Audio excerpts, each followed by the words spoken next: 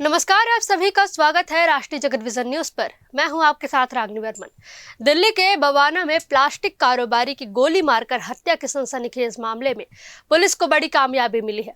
Outer north जिला police ने मुठभेड़ के बाद मुख्य आरोपी को गिरफ्तार कर लिया है। दरअसल बीती 9 फरवरी को बवाना औद्योगिक क्षेत्र में प्लास्टिक कारोबारी वैभव गांधी की गोली मारकर हत्या कर दी गई थी।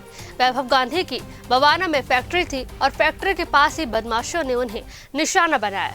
इस हत्याकांड की जिम्मेदारी खुद कुख्यात लॉरेंस बिश्नोई गैंग के गुर्गों रणदीप मलिक और अनिल पंडित ने सोशल मीडिया के जरिए ली थी।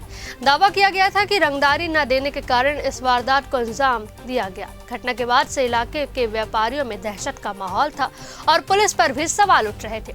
मामले की गंभीरता को देखते हुए दिल्ली पुलिस की आउटर नॉर्थ जिला टीम ने कई विशेष टीमें गठित की। लगातार दबिश और तकनीकी निगरानी के बाद बीती रात पुलिस को सूचना मिली कि आरोपी मुनक नहर के पास आने वाला है। पुलिस ने इलाके की घेराबंदी कर ट्रैप लगाया। जैसे ही आरोपी को रुकने का इशारा किया गया, उसने पुलिस पर ही 2 राउंड फायरिंग कर दी। जवाबी कार्रवाई में पुलिस ने भी 2 गोलियां चलाई जो आरोपी के पैर में लगी। घायल हालत में आरोपी को काबू कर लिया गया और इलाज के लिए अस्पताल ले जाया गया। फिलहाल आरोपी से पूछताछ जारी है और इस हत्याकांड में शामिल अन्य लोगों की तलाश तेज कर दी गई है। पुलिस सूत्रों का कहना है कि जल्द ही पूरे नेटवर्क का खुलासा किया जा सकता है।